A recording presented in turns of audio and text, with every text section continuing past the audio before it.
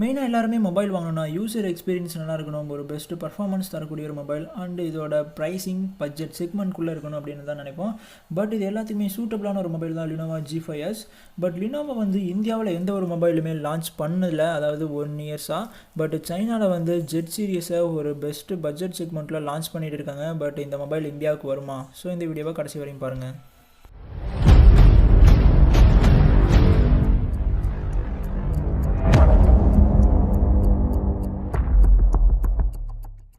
Lenovo Z5sல full HD display use பண்ணியிருக்காங்க, அதாவது 6.3 இன்ச் டிஸ்பிளே. இது வந்து 19.5:9 ஆஸ்பெக்ட் ரேடியேஷன் வந்து கொடுத்துருக்காங்க. இதில் வந்து ஒரு வாட்டர் ட்ராப் நான்ச் இருக்குது. பட் வாட்டர் ட்ராப் நான்ச் தான் இப்போதைக்கு ட்ரெண்டிங். ஸோ இதில் இந்த ப்ரொடெக்ஷனை பொறுத்தவரையும் கார்னிங் கொரில்லா கிளாஸ் யூஸ் பண்ணியிருக்காங்க. பட் அது வந்து என்ன வெர்ஷன் அப்படிங்கிறது மென்ஷன் பண்ணல. ஸோ இது வந்து லினோவாவோட ஓன் OS-ஆன Gen UI 10 மேலே Android P வந்து பில்ட் பண்ணியிருக்காங்க. ஸோ அதாவது லேட்டஸ்ட் ஆண்ட்ராய்ட் வெர்ஷன் வந்து இதில் பில்ட் பண்ணியிருக்காங்க. ஸோ இது வந்து 9.0. ஸோ இதோட சிப்செட் மெயினாக எல்லாருமே ஒரு மொபைலில் எதிர்பார்க்குறது சிப்செட் மட்டும்தான். பட் அதாவது பவர்ஃபுல்லான ஒரு சிப்செட் இருக்கணும், பட் பட்ஜெட் செக்மெண்ட்குள்ளே அப்படின்னு எல்லாருமே எக்ஸ்பெக்ட் பண்ணுவோம். அதே மாதிரி இதில் வந்து Qualcomm Snapdragon 710 வந்து கொடுத்துருக்காங்க.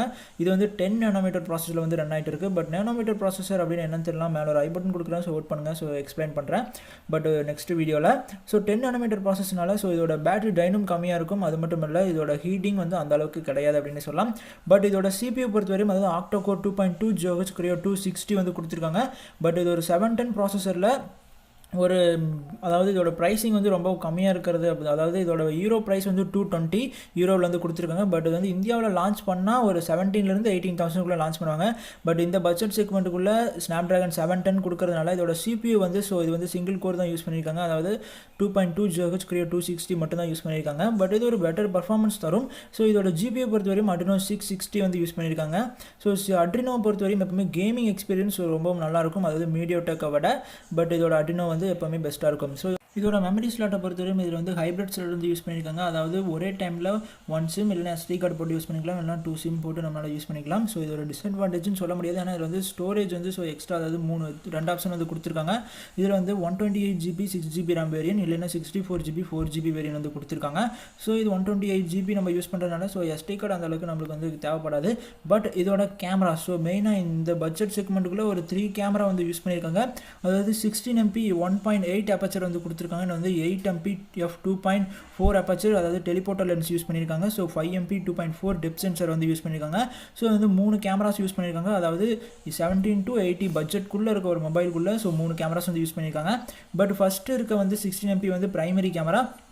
ஸோ செகண்ட் இருக்க 8MP கேமரா வந்து அதாவது டெலிபோர்ட்டர் லென்ஸ், அதாவது 2x ஆப்டிக்கல் ஜூம் வந்து நம்மளுக்கு கிடைக்கும். பட் 5x அதாவது 5MP வந்து f2.4 அப்பச்சர் டெப்த் சென்சர் வந்து யூஸ் பண்ணியிருக்காங்க, அதாவது போர்ட்ரேட் ஷாட் எடுக்கிறதுக்காக. பட் இதோட ஃபியூச்சர்ஸ் அப்படின்னு பார்த்தா அது வந்து பேக் சைடு வந்து 12 கேமரா, அதாவது ஆட்டோ ஹெச்டி ஆப்ஷன் கொடுத்துருக்காங்க. ஸோ இது வந்து 4K சப்போர்ட் இருக்குது 30 fps அண்ட் இது வந்து 1080p இருக்குது, அதுவும் 30 fps தான். பட் இது வந்து 60 fps 120 fps இது மாதிரி எந்த ஒரு ஆப்ஷனும் தரல.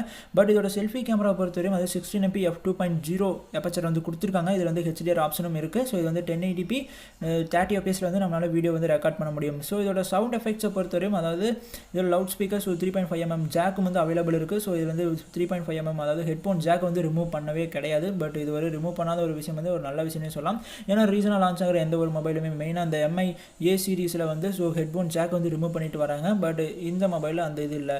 பட் மெயினாக அது வந்து இந்தியாவில் லான்ச் ஆகுமா அப்படிங்கிறதான். பட் ஏன்னா அது வந்து ஜெட் சீரியஸில் லான்ச் ஆன எந்த ஒரு மொபைலுமே, அதாவது சைனாவில் லான்ச் ஆன எந்த ஒரு மொபைலுமே இந்தியாவில் வந்து லான்ச் பண்ணலை. ஏன்னா இது வந்து Lenovo Z5 லான்ச் பண்ணல, Z5s வந்து ரீசனாக லான்ச் பண்ணிட்டாங்க. பட் இந்தியாவில் லான்ச் பண்ணுவாங்களா? ஸோ இது வந்து டவுட் தான். அது வந்து இந்தியாவில் லான்ச் பண்ணுவாங்க கன்ஃபார்ம் ஆயிடுச்சுன்னா இதுக்கு செப்பரேட்டாக ஒரு வீடியோ வந்து நான் அப்லோட் பண்ணுறேன்.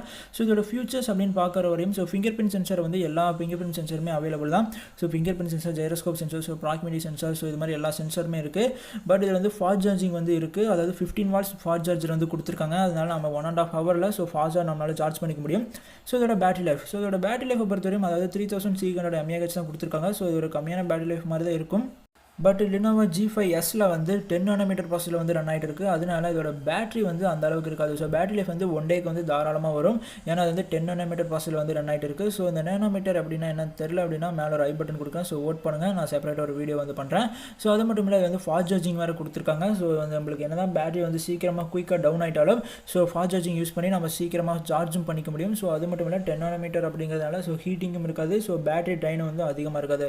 ஓகே ஃப்ரெண்ட்ஸ், இந்த வீடியோ பிடிச்சிருந்தா லைக் பண்ணுங்கள், ஷேர் பண்ணுங்கள், மறக்காம நம்ம சேனலை சப்ஸ்கிரைப் பண்ணுங்கள்.